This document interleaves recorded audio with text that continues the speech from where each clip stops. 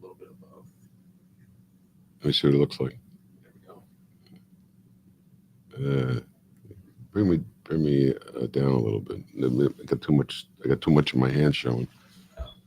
What? Huh? What? Hide your hands. That seems suspicious. Bowling again. Don't mind us, Brian. Yeah. All right, so I'm gonna start it now. Okay.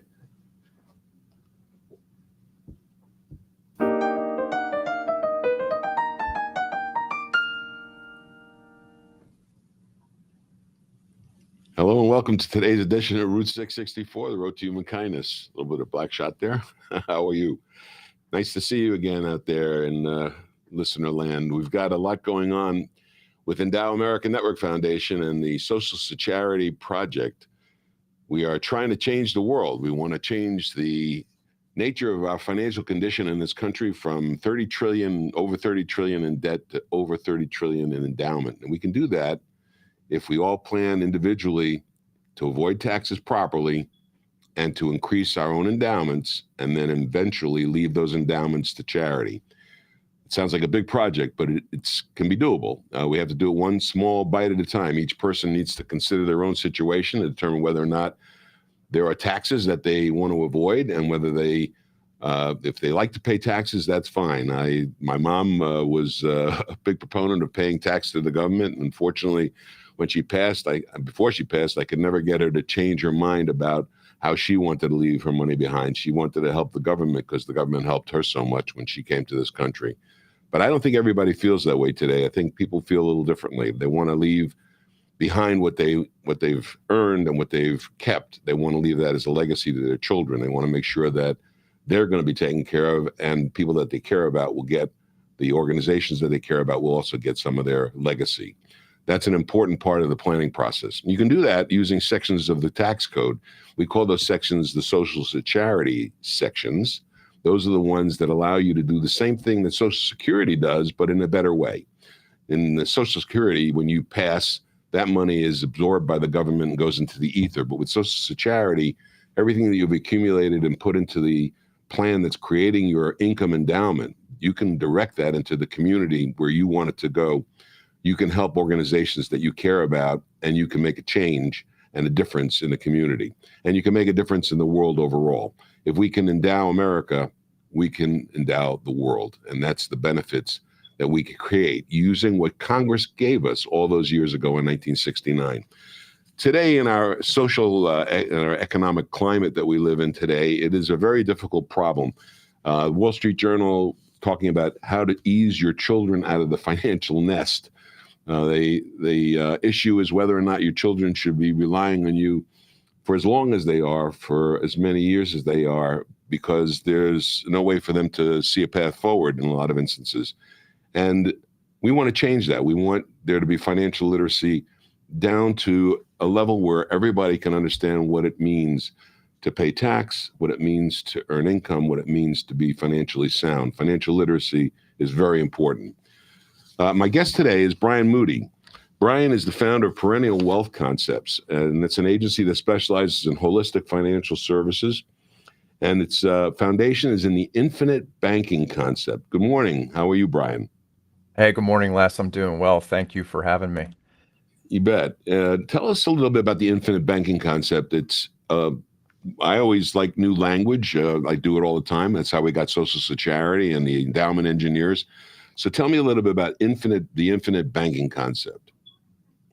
The infinite banking concept it's a strategy that surrounds how we flow our money. And it was created by a gentleman who passed away in 2019 named Nelson Nash. And what he realized was the problem in our lives financially, the major problem is that we finance everything we purchase, everything we do. We either pay interest to some outside organization, or we give up the possibility to earn interest on that money by paying cash. Like, as a lot of financial experts tell us to do now, pay cash for everything. But either way, where does that money end up? In the banker's hands. Because as soon as I pay cash, paying interest to use money is the idea that you're discussing. That's an expense in a sense. It is. It is a long term. It's the opportunity cost of what that money could have done for you. So what he created, what he realized through a financial difficulty of the 80s, when the interest rates went to, the prime was 21.5%, he was paying 23%, and now $60,000 on his investments going out the door that he wasn't expecting to pay. He realized he had access to money in his whole life insurance contracts at 5 and 8%. And so he utilized in his whole life contracts. Is that what you said? In a whole life insurance contract Whole life from a insurance mutual contract. company. Okay. And so he had access to dollars that he could pay a lot less interest on. And he realized that by flowing the money through a mutual company where you receive the dividends, you can act as the banker in your life and leverage those contracts your entire life. So your money is always earning in multiple places. That money has to get in there. That money has to get in there. And that's a huge problem in our culture, as you talked about in the intro here, is our financial literacy is so low that the first thing people need to figure out how to do is save. And right now we have, in the younger generation, the kids in their 20s, there's a hustle culture. Everybody wants to create a side hustle, and everybody wants to get money moving and investing. And that's all super important, but everybody has forgotten the foundational concept of saving. Even the banks, who are the largest money makers in the world, they save their money in whole life insurance with mutual companies. It's a tier 1 asset for them. Mm-hmm. And so first we teach people to save. Now we put it into this tax efficient environment, super tax efficient environment with an income tax-free inheritance. And that can go to charity. That can be used for charitable remainder trusts.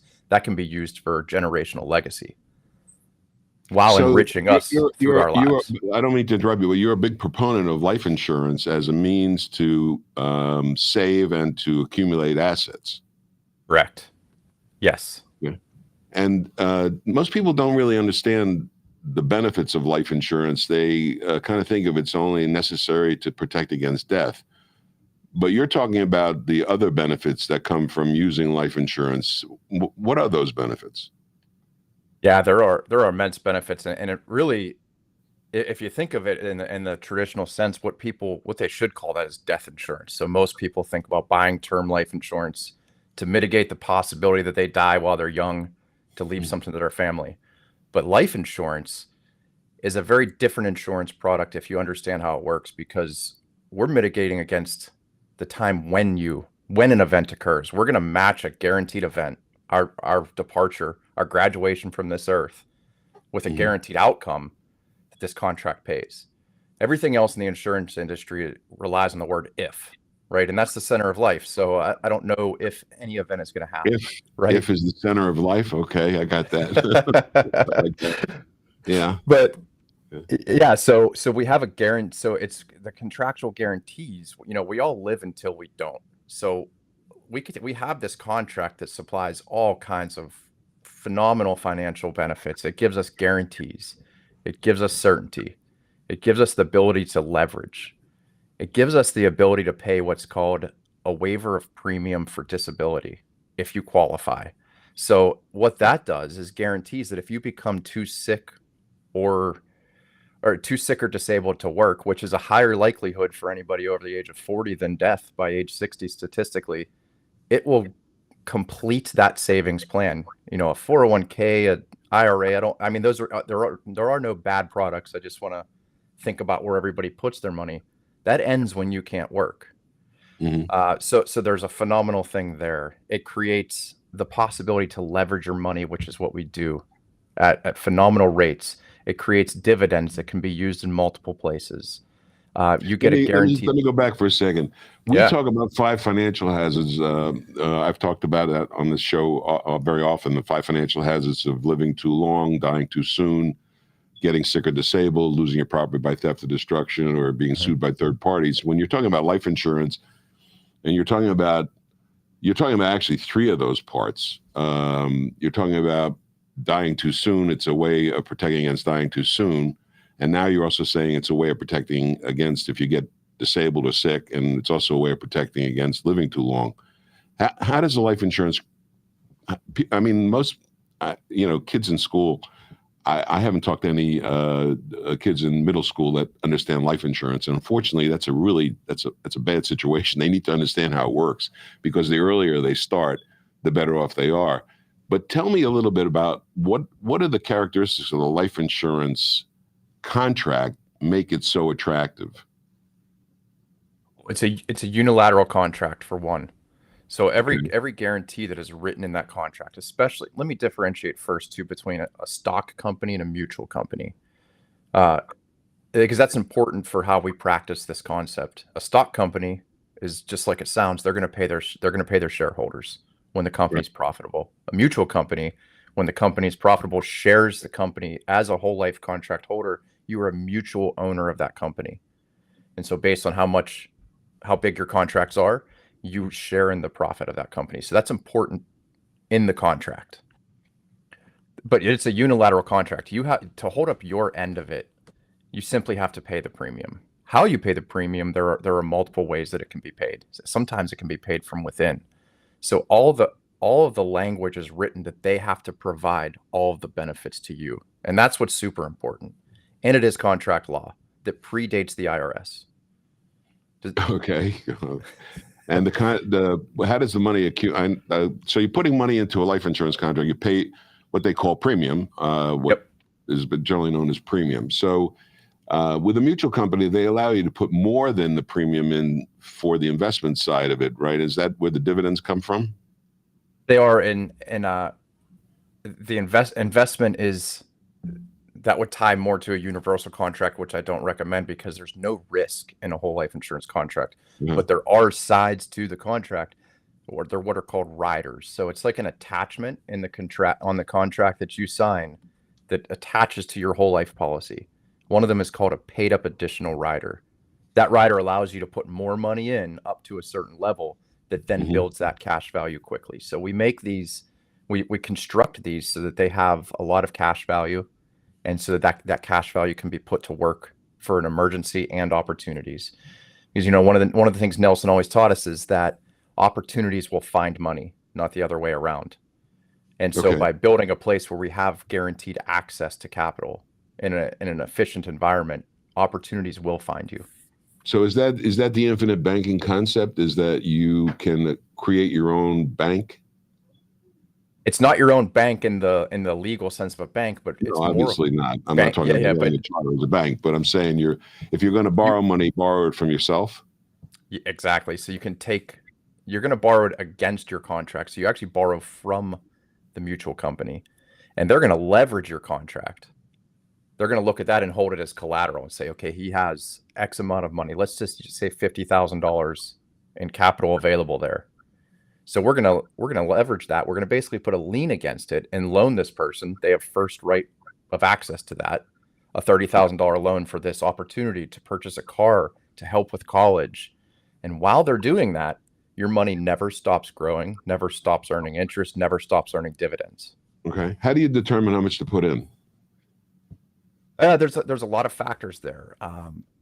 The first off is going to depend on that savings rate that I alluded to in the beginning. So do you have some free cash flow in your life, or are you spending every penny that comes in? And we help with that too. But there's what's called economic life value. And that is the maximum amount an insurance company will insure you for. So there's a cap there that is based on your age and your income. Mm-hmm. And then I would say there's a minimum. I hate to, there really is no minimum, but to be effective, it's like anything else. It's what you put in, what you get out. And I would almost say, I've seen some things, I sort of like them 10 times your age and monthly premium will build an effective banking policy. Say that again. 10 times your age. Yeah. So if you're 40 years old, $400 in monthly premium is kind of the minimum side to build an effective banking policy, or effective policy that can be used to start building capital. And let's talk about building capital. That's on the bottom end. Yeah, that's one of the reasons why the kids aren't leaving the nest. The children are not leaving their financial parents' nest because they aren't building assets. My guest is Brian Moody. Brian is the founder of Perennial Wealth Concepts, and we'll be right back with Brian right after this short break.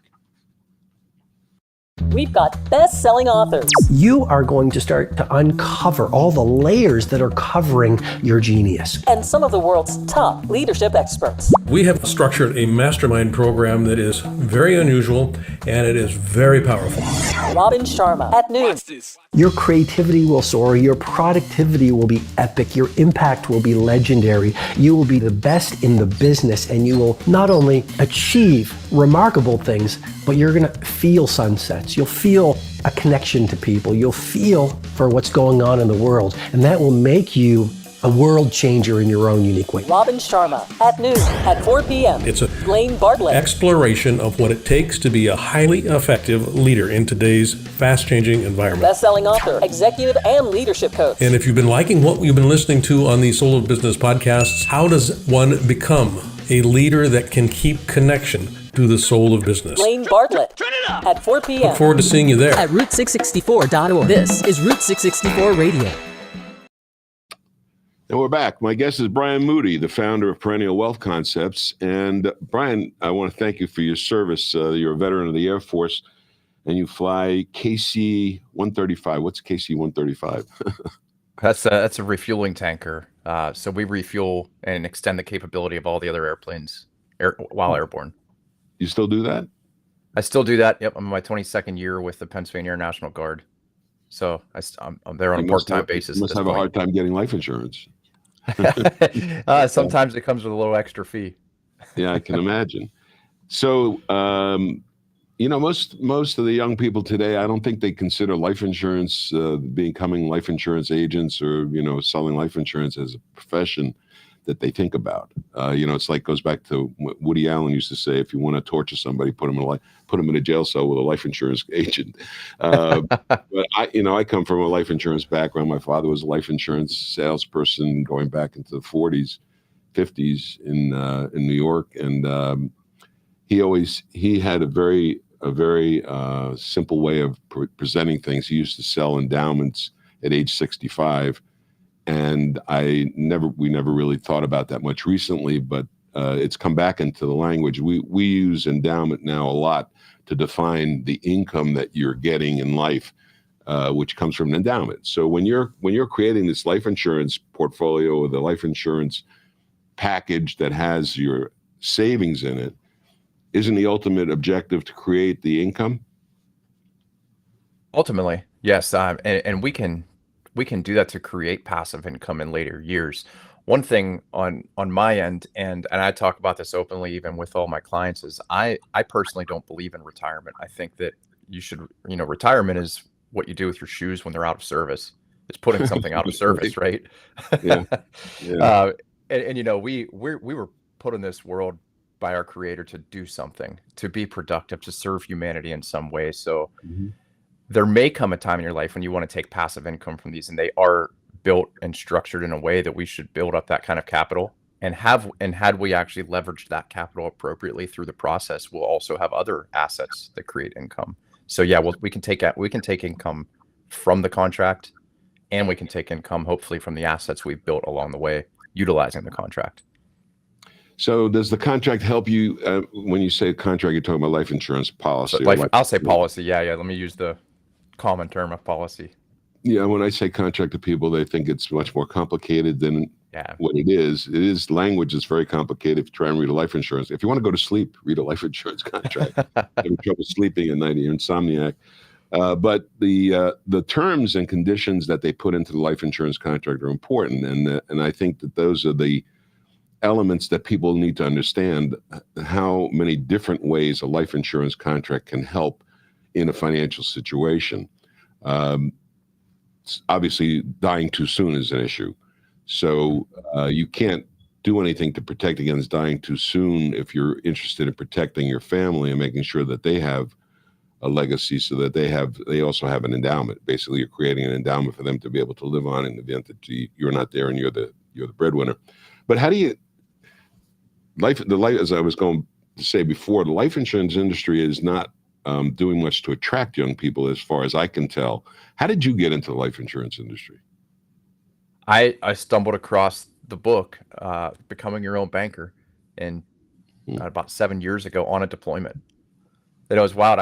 All there is to do when you're deployed to the Middle East is fly airplanes, work out, and read. And there isn't a whole lot else going on. So I would read a Kindle a lot just so I didn't have the burden of carrying paper books, across the world with me. And it kept popping up on the Amazon Kindle app. It's books you may like, and it sounded hokey. And the title of the book is Becoming Your Own Banker, and I thought, you can't do that, and I dismissed it, and it just kept appearing. So finally, I read it, and I ended up, I even recommended people don't read this book at night because I stayed up all night. I read it twice. I was like, I can't believe nobody's taught this to me, and I read that book over and over and over, and ultimately, it was, I'm telling everybody about it. I'm sending them to somebody that helped me get started. And finally, I realized, I'm way more passionate about this than anything else I do. This is what I probably should be doing. Is helping people financially. That's phenomenal. We've started a program, and it's something you might be interested in as well. We're working with folks who are in the service and gave service to the country, and we would like them to become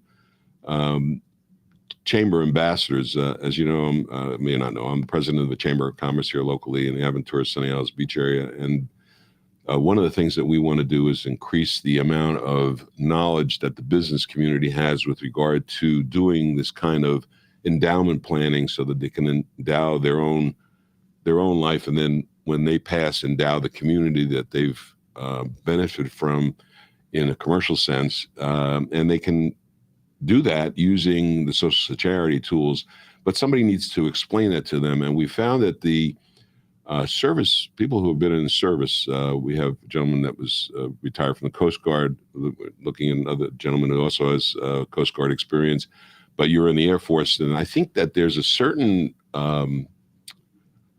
benefit that service people can benefit from doing this kind of work. And what would be better than retired service personnel becoming endowment ambassadors, endowment and engineers, and being able to show people how to use the social security products, plus know how to use life insurance, how to accumulate wealth. So I applaud you for your transition from the service to that kind of service. It's still service. It's a very important service to the community. Brian Moody, how can folks, I think we're going to have you up on the Chiron, but you work around the country anywhere, and are you limited in scope of what you can do? Nope, I can work anywhere in any 50 states. We just do it via phone call, Zoom calls, and we connect that way. So I've clients all over the country. And why do people want to talk to you as a financial professional? Well, we bring something different. You're gonna hear some non-typical things about the way money really works and some new ideas. We're going to be with you for the long haul. This isn't a product sale and move on. And everything is about relationships in this world. So with every client, I pretty much have a friendship, and I like to build a relationship, and that's going to be ongoing. And the network we're building is phenomenal. So the connections you make and the people that I connect to each other has just really lifted the tide. That's great. The collaboration. So we have a world right now where there's a lot of economic chaos and we don't know where we're headed. So folks like you are very important on the road to human kindness, and we appreciate very much the time you spent with us this morning. Brian Moody, the founder of Perennial Wealth. Thank you. You took away my cheat sheet.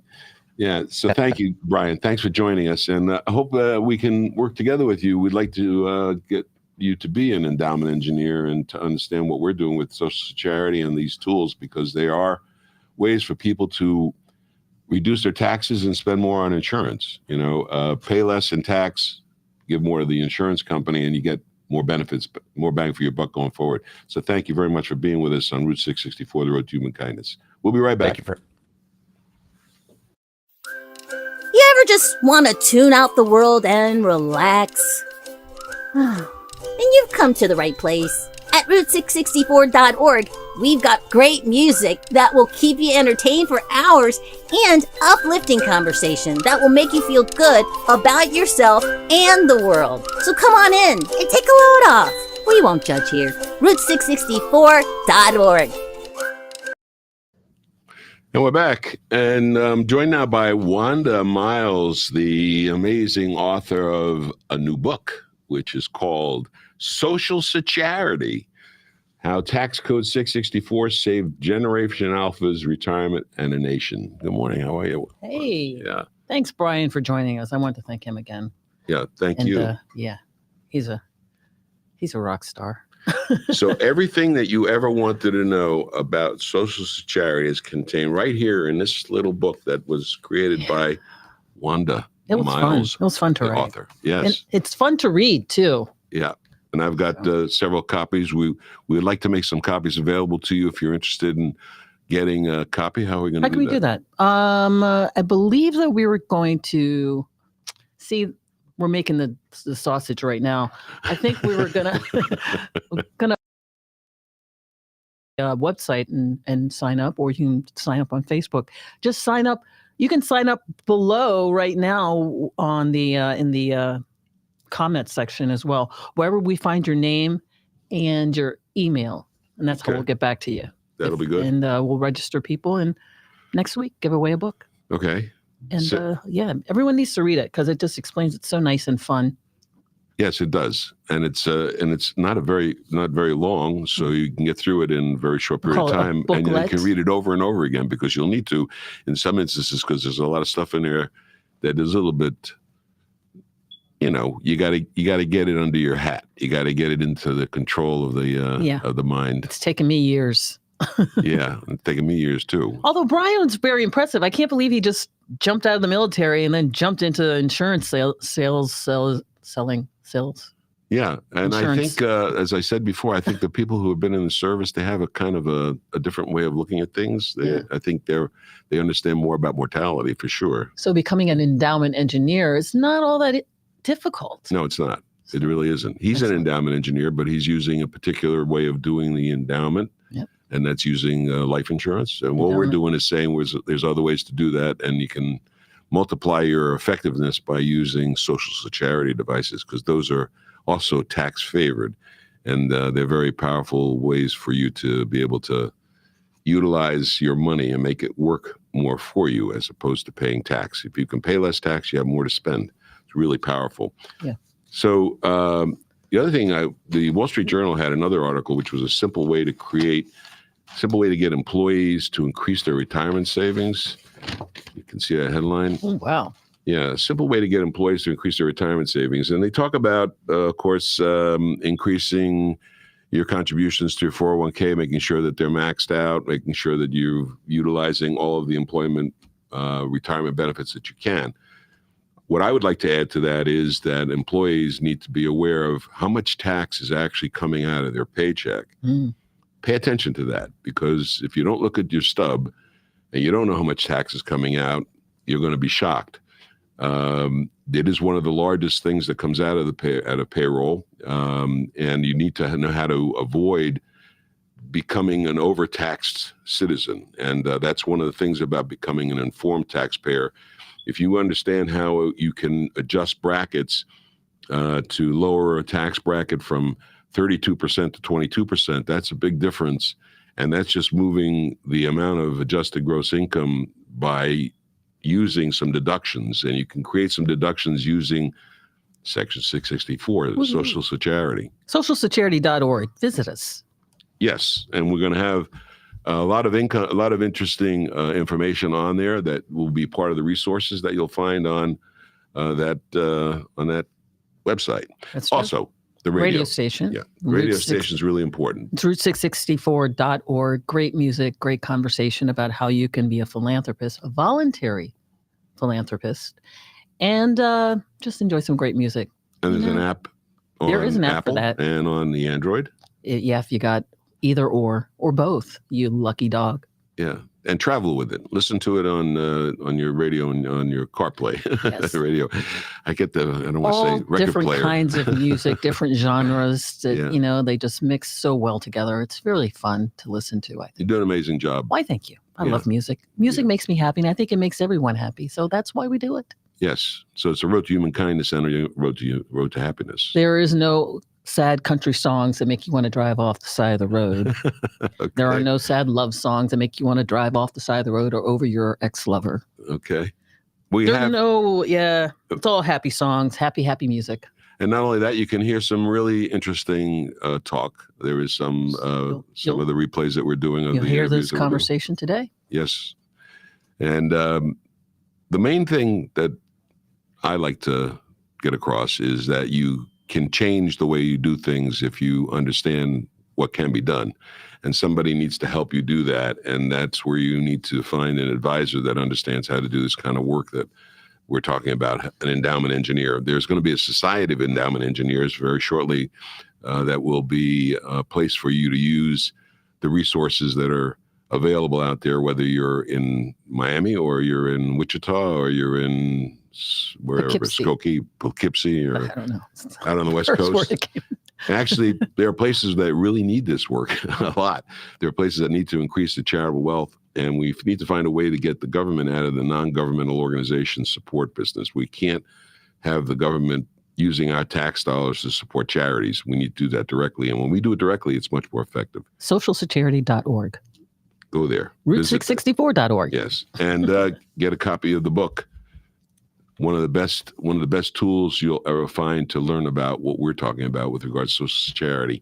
And I want to thank Wanda very much for the work that went into that. For the work you've been doing for decades. And thanks to Brian Moody for joining us today, perennialwealthconcepts.com, if you'd like to find out more about him. Absolutely. And all the work he's doing. And thank you for joining us today on Route 664, the Road to Human Kindness. We'll be with you again same time, same station next week. Have a great week.